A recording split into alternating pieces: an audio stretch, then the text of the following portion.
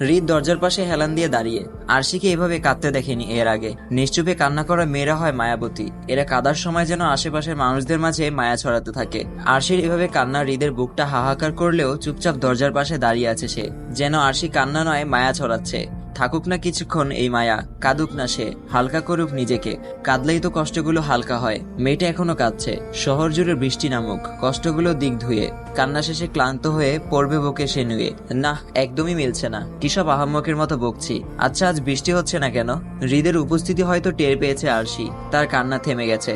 আরশি বলল, আমি কাঁদছি আর কেউ আমার দিকে চেয়ে আছে, কিছু বলছে না। ব্যাপারটা আমার জন্য লজ্জাজনক। তাই কান্না থামিয়ে চুপচাপ বসে রইল। হৃদ আমার পাশে এসে সেও দেয়ালের সাথে হেলান দিয়ে বসলো। আমি তাকে কিছু না বলে চুপচাপ বসে আছি। সে আমায় বলল, মনের কষ্ট কমেছে? আমি না বোঝার ভান করে চুপচাপ বসে রইলাম। আমার নীরবতা দেখে সে বলল, কাঁদলে তো কষ্টগুলো হালকা হয়, তাই তো এতক্ষণ মন ভরে কাঁদতে দিয়েছি। তবে তোমাকে কিন্তু কান্নায় খুব মায়াবী লাগে। আর একটু কাঁদো না, আমি দেখবো। জাস্ট একটু, বেশি না। আমি তার দিকে বেকুবের মতো তাকিয়ে আছি। উনি এমন ভাবে কথাগুলো বলছে, তাতে মনে হচ্ছে আমার এতক্ষণের কান্নায় অনেক মজা পেয়েছে সে, তাই আরেকটু মজা দেখানোর জন্য অনুরোধ করছে। এবার আমি ভ্রুকুচকে মুখ ফুটে বললাম, আমার কান্না নিয়ে আপনার রসিকতা করছেন? আমার কথায় সে হাহা করে হেসে উঠল। মনে হয় এখানেও অনেক বিনোদন পেয়েছে। তারপর বলল, জানো, আমি যেন কোথাও একটা শুনেছিলাম যে ছেলেরা সহজে কাঁদে না, আর মেয়েরা তো লিপস্টিক হারিয়ে গেলেও কান্না করে। আমি সোজাসুজি ভাবে বললাম, আমাকে মোটেও ওসব মেয়েদের সাথে মিলাবেন না, আর আপনি ঘুমাতে যান, আমায় একটু একা থাকতে দিন। আমার কথায় সে বলল, মানুষ তো মন খারাপের সময় একাই থাকতে চায়, কিন্তু তোমার তো এখন মন ভালো হয়ে গেছে, এখন একা থাকতেও তোমার কাছে বিরক্ত লাগবে। আমি তার দিকে চেয়ে বললাম, কিভাবে বুঝলেন? হৃদ ভাই বলল, এই যে ফটফট করে কথা বলছো, মন খারাপ থাকলে তো চুপ করে থাকতে। ওনার কথায় নিজের মাঝে একটা প্রশ্ন জাগলো, সত্যি কি আমার মন ভালো হয়ে গেছে? সে আবার আমার দিকে চেয়ে বলল, এই বাড়িতে সৌন্দর্য খুঁজতে হলে প্রথমে আমাদের ছাদটাই চোখে পড়বে তোমার। ছাদে চলো, দেখবে মন অনেকটাই ভালো হয়ে গেছে। আমি কিছু না বলে চুপচাপ রইলাম। আমার নীরবতার মাঝে হয়তো সে সম্মতি খুঁজে নিয়ে উঠে আমার এক হাত ধরে হাঁটা ধরলো ছাদে যাওয়ার উদ্দেশ্যে। আমি হাঁটছি তার সাথে। মানুষটা অদ্ভুত, হুটহাট নিজের রূপ চেঞ্জ করে ফেলতে পারে। আগের সে আর এখনকার সে পার্থক্যটা অনেক। আজ আকাশ পুরোপুরি পরিষ্কার, চাঁদটাও জলজল করছে। আজ চাঁদের আলো চারদিকে ফুটে উঠেছে। ছাদের এক পাশে সুইমিং পুল আর অন্য পাশে ফুল গাছে ভরা, আর তার মাঝে একটা দোলনা। আমরা দুজন দোলনাটায় পাশাপাশি বসে আছি। সে আমাকে অফার করে চানা কফি। আমি দুই দিকে মাথা নাড়িয়ে বললাম, ইচ্ছা করছে না। সে যেন নাছোড়বান্দার মতো আবার বলল, না বললে তো হবে না। আড্ডা দেওয়ার সময় চা বা কফি হলে আড্ডার মাঝেও একটা ফিল থাকে। তুমি বসো, আমি কফি নিয়ে আসছি। আমি মাথা কাত করানোর ভঙ্গি নিয়ে বললাম, আচ্ছা। সময়টা সুন্দর, সেই সাথে সুন্দর এখানের প্রতিটি মানুষের মন। শুধু অসুন্দর ছিল মাঝখানে ঘটে যাওয়া কিছু মুহূর্ত। হুট করে মনে হলো, হৃদ ভাইয়ের জন্য যত্ন করে তৈরি করা জিনিসটা তো এখনো দেওয়াই হয়নি, আর ওর হয়তো কফি বানাতে আনতে সব মিলিয়ে একটু সময় লাগতে পারে। এই ফাঁকে নিয়ে আসি তো, কারণ এখন সময়টা সুন্দর। গভীর রাতে ছাদে বসে একাকী দুজন, মাথার উপর চারটা জলজল করে আলো ছড়াচ্ছে। একটা গান মনে পড়লো হুট করে, এখন তো সময় ভালোবাসার, এই দুটি হৃদয় কাছে আসার। গানটা মনে পড়লেও এমন কোনো আবেগ এই মুহূর্তে কাজ করছে না। সিঁড়ি বেয়ে নিচে নেমে রুমে আসলাম। ব্যাগের ভেতর থেকে ভাঁজ করা পেজটা নিলাম। খাটের উপরে পড়ে থাকা ফোনটায় বারবার সবুজ বাতি জ্বলে উঠছে। তার মানে হয়তো কেউ ফোন বা মেসেজ করেছে। ফোন হাতে নিয়ে দেখলাম আননোন নাম্বার। কল ব্যাক করবো কিনা ভাবতে ভাবতে আবার ফোন এলো। রিসিভ করে সালাম দিলাম। ওপাশ থেকে সালাম না নিয়ে উত্তেজিত কণ্ঠে বলে, তুই সবসময় আমায় এভাবে চমকি দিস কেন? আমি একটু মুচকি হেসে বললাম, পছন্দ হয়েছে? সাবিহা বলল, খুব, কিন্তু আমার খারাপ লাগছে। আর সে একটু ভ্রুকুচকে বলল, কেন? সাবিহা বলল, কারণ তুই সবসময় আমায় দিয়ে এসেছিস, সেই ছোটবেলা থেকে। আমি তো তোকে কখনো কিছু দিতে পারিনি। সাবিহা ইমোশনাল হয়ে যাচ্ছে দেখে একটু হাসি পেল আমার। আমি বললাম, তুই যেটা দিয়েছিস তা এসবের কাছে কিছুই না। আচ্ছা বাদ দে, নতুন সিম নাকি এটা? সাবিহা বলল, বিকেলে বাসায় আসার পর বক্স খুলে দেখি ফোন। বাবা তো প্রথমে দেখে সেই খেপেছে, ভাবলো কোন ছেলে না কোন ছেলে আমায় ফোন কিনে দিয়েছে কথা বলার জন্য। পরে যখন বললাম তুই দিয়েছিস, তারপর আর কিছুই বলেনি। এতটুকু বলেই কিছুক্ষণ হাসলো সাবিহা। আবার বলল, এরপর বাবাকে বললাম একটা সিম নিয়ে দিতে। তারপর বাবা সন্ধ্যায় বাজারে গিয়ে সিমটা নিয়ে আসলো। আমি স্বাভাবিকভাবে বললাম, আচ্ছা, তো এত রাত অবধি জেগে আছিস কেন? সাবিহা বলল, রাতে বসে বসে ফোনটা টিপছিলাম, দেখছি কিছুই করতে পারছি না। এরপর পাশের বাড়িতে গিয়ে মাহিন ভাইয়াকে বললাম, সে সবকিছু সেটিং করে দিল। আমি একটু ধমকের স্বরে বললাম, তা কাল সকালেও তো করতে পারতি, এত রাতে অন্য বাড়িতে যাওয়ার কি দরকার ছিল, তাও আবার কোনো ছেলের কাছে? সাবিহা বলল, আরে ধুর, মাহিন ভাইয়া খুব ভালো, আমাকে নিজের বোন বলে ডাকে। এভাবে জোশের বসে হুশ হারাস না, ফ্যামিলি ছাড়া কেউ দুনিয়াতে আপন না। বাকি সবাই আসে আলগা দরদ দেখানোর জন্য। সুযোগ পেলে ঠিকই পেছনে ছুরি বসায়। আচ্ছা এখন ঘুমিয়ে পড়, কালকে সকালে ফোন দিব তোকে। সাবিহা বলল আচ্ছা। কথা বলতে বলতে ছাদে এসে বসলাম, ফোনটা রেখে দিলাম। সাবিহা খুব আনন্দে আছে, সেটা তার কথা শুনেই বোঝা যাচ্ছে। আমি পেজটা খুলে ছবিটা একবার দেখে নিলাম, তখনই হাতে 2টা কফির মগ নিয়ে হৃদ ভাইয়ের আগমন ঘটলো। আমার পাশে বসে একটা কফির মগ এগিয়ে দিল, আমি তার দিকে কাগজটা এগিয়ে দিলাম। তাতে ছিল একটা ছবি, ওই দিনের বৃষ্টি পড়া, আর সে আমাকে কোলে নিয়ে ছাউনিতলে যাওয়ার দৃশ্যটা আমি নিজেই এঁকেছি। এটা হতে পারে আমার একটা প্রতিভা, ছোট থেকে যা একবার দেখতাম তাই অনুভব করে এঁকে ফেলতে পারতাম। হৃদের মুখের ভঙ্গি দেখে বুঝতে পারলাম সে বুঝে নিয়েছে এটা কিসের দৃশ্য, কারণ ছবিটা যে খুব যত্ন করে মনোযোগ দিয়ে আঁকা। 5 দিন সময় ব্যয় হয়েছে এই ছবির পিছনে। সে অবাক ভঙ্গিতে বলল, তুমি এঁকেছো নিজ হাতে? আমি মাথা নাড়ালাম। সে হাস্যজল মুখে বলল, এই দৃশ্যটা ফ্রেম বানিয়ে আমাদের খাটের মাথার বরাবর দেয়ালে লাগিয়ে দিব। আমি কিছু বললাম না, কফির মগে চুমুক দিলাম। কফি শেষে মগটা রেখে চাঁদের দিকে তাকিয়ে রইলাম। পাশ থেকে সে বলল, তখন কাঁদছিলে কেন? বাবা মায়ের কথা মনে পড়ছিল? আমি মন খারাপ করে বললাম, হ্যাঁ, আর একটা খারাপ স্বপ্ন দেখেছিলাম। সে একটু আগ্রহ দৃষ্টি নিয়ে বলল, কি?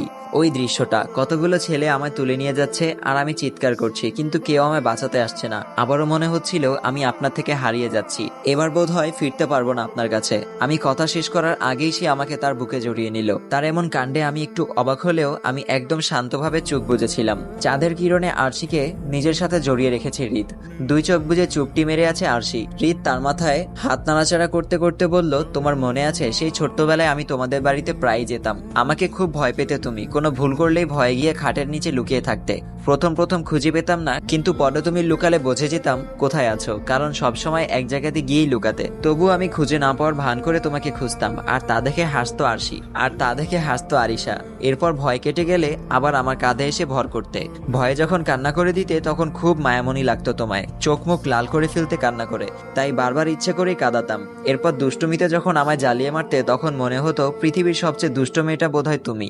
এরপর বাসায় আসার পর খুব মিস করতাম তোমাকে। তুমি দৃষ্টির আড়াল হয়ে গেলে তা মনে হলেই মন খারাপ হয়ে যেত আমার। এরপর তোমাদের বাসায় আর যাওয়া হতো না, তবে সেই ছোটবেলা থেকেই মাকে বলতাম তোমাকে আমার বউ বানিয়ে নিব। আর দেখো সেটাই হলো, তুমি আমার খুব কাছে, অথচ এখনো মনে হয় সেই বাচ্চাই আছো। তাই তো তুমি কাঁদার সময় দরজায় হেলান দিয়ে দাঁড়িয়েছিলাম, মনে হচ্ছিল আমার সামনে বসে আমার সেই পিচ্চি আরুকে কাঁদতে দেখছিলাম। এতটুকু বলেই আরশির দিকে তাকালো হৃদ। মুহূর্তেই একটা দীর্ঘশ্বাস বেরিয়ে এলো। আজও বলা হলো না মনের কথাগুলো। ভেবেছিল অনেক রাত জেগে আজ আরশিকে তার মনের কথাগুলো বলবে, কিন্তু আরশি যে তার আলতো পরশ পেয়ে অনেক আগেই ঘুমিয়ে গেছে। এরপর কেটে গেল কয়েকদিন। সকালবেলায় নাস্তা শেষে পত্রিকা নিয়ে বসলো রুদ্র চৌধুরী। আজও একটা হতাশার খবর চোখে ভেসে উঠল। শহরের বড় বড় বিজনেসম্যানগুলো কয়দিন পর একটা একটা আত্মহত্যা করছে, আর মরার আগে সব প্রপার্টি কেউ একজনের নামে করে দিচ্ছে। আজও পত্রিকার পাতার তার খুব ঘনিষ্ঠ বন্ধু আব্রাহামের লাশ দেখা যাচ্ছে স্পষ্ট। এই মাসের ভেতরেই 2 জন বিজনেসম্যানের আত্মহত্যা। আর আজ আব্রাহাম রাজীবের সাথে এমন হওয়ায় পত্রিকাটা ফেলে কপালে হাত রাখলেন সে, কারণ কয়েকদিন আগেই তার সাথে 200 কোটি টাকার একটা ডিল ফাইনাল করেছিল। আমি তখন ফুলের টবগুলোতে পানি দিচ্ছিলাম, আর তখনই সাবিহার ফোন রিসিভ করতেই শুনলাম মেয়েটা কাঁদছে। আমি অবাক হয়ে বললাম, কিরে কি হলো তোর, এভাবে কাঁদছিস কেন? সাবিহা বলল, আমি ধরা পড়ে গেছি রে আরু, বাবা আমার বিয়ের জন্য উঠে পড়ে লেগেছে, অথচ সাব্বিরও এখনো কিছু করতে পারেনি। আমি একটা শ্বাস নিয়ে বললাম, এখন কি করবি? সাবিহা বলল, আমি বুঝতে পারছি না কি করব। এই বলেই এক নাগারে কেঁদে চলেছে সাবিহা। আমি ফোন হাতে চুপচাপ তার কান্না শুনছি, কি বলবো ভেবে পাচ্ছি না। 1 কাপ চা হাতে আমার পাশে এসে দাঁড়ালো হৃদ ভাই। আমি ফোন রেখে বিষণ্ণ মনে ছাদের কর্নিশ ঘষে দাঁড়িয়ে আছি। চায়ের কাপে চুমুক দিয়ে হৃদ আমাকে বলল, মুখটা এমন শুকনো দেখাচ্ছে কেন, এনি প্রবলেম? আমি গম্ভীর মুখে বললাম, সাবিহার বিয়ের কথা চলছে।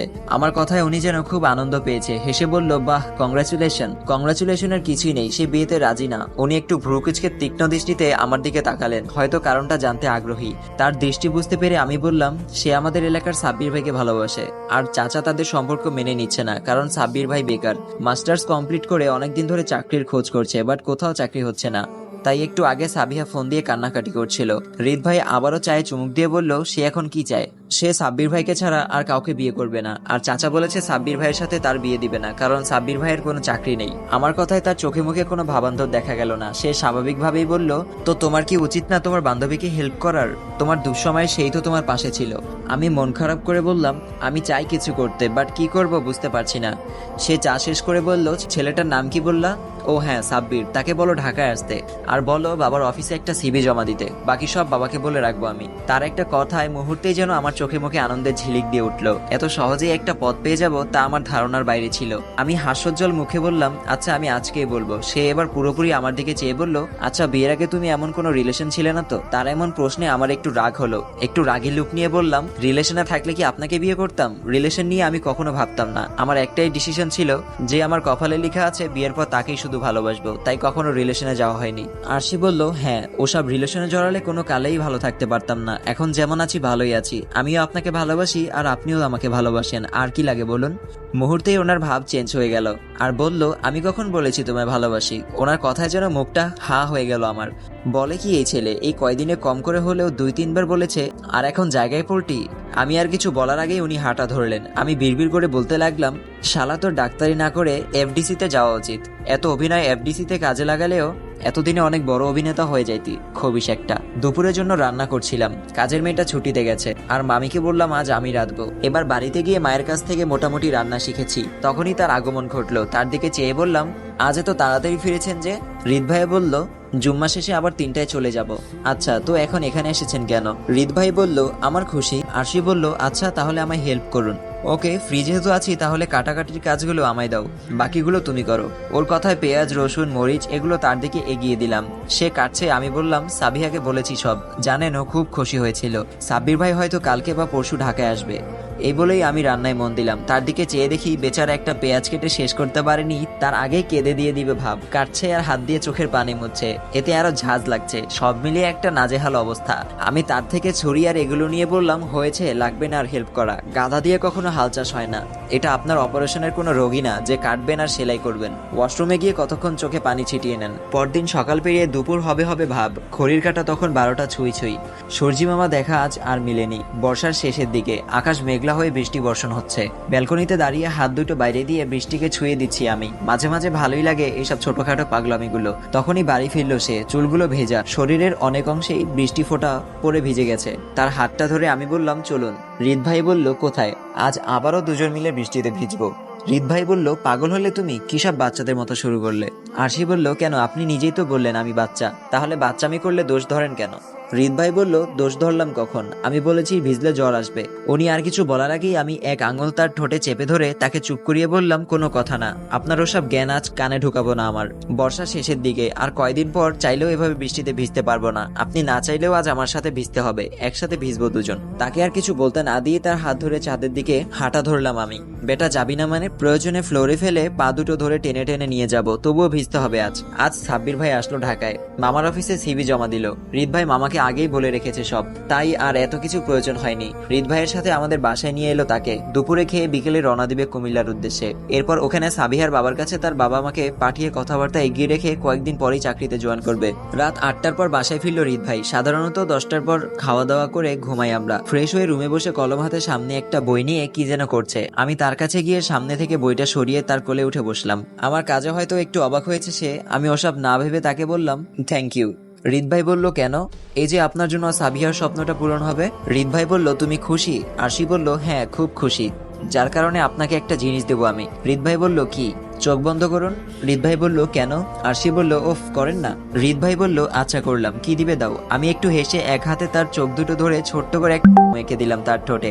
সে কিছু বুঝে ওঠার আগেই দৌড়ে রুম থেকে বেরিয়ে গেলাম আমি। এক দৌড়ে মামির কাছে চলে এলাম। এসেই মুখে হাত দিয়ে হেসে দিলাম আমি। রাতে সাবিহাকে ফোন দিলাম। মেয়েটার মনে খুব আনন্দ দেখছি আজকাল। তার সাথে কথা বলে মনেই হয় না সে এতদিন কষ্টে ছিল।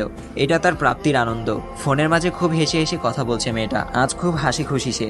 2 দিন পর। ফেসবুকে আজকাল তেমন একটা ঢোকা হয় না। ফ্রি সময়ে একটু ফোন হাতে ফেসবুকে প্রবেশ করলাম। কুমিল্লার কিছু বড় ভাইয়ের সাথে অ্যাড আছে ফেসবুকে। ওখান থেকে এক বড় ভাইয়ের আইডিতে একটা পোস্ট দেখে মাথাটা ঘুরতে লাগলো আমার। সারা শরীর কাঁপছে। একপাশে একটা গলা কাটা মেয়ের লাশ পড়ে আছে আর অন্য পাশে সাবিহার একটা ছবি। ফোনটা হাত থেকে পড়ে গেল আমার। খুব কান্না পাচ্ছে, সাথে সারা শরীর কাঁপছে এক মুহূর্তের জন্য, যেন নিজের হুঁশটা হারিয়ে গেছে আমার এমন অবস্থা দেখে হৃদ ভাই এগিয়ে এসে আমার পাশে বসে কিছু জিজ্ঞেস করলো। কিছুই আমি শুনতে পারছি না। হৃদ ভাইকে জড়িয়ে ধরে হাউমাউ করে কেঁদে উঠলাম আমি।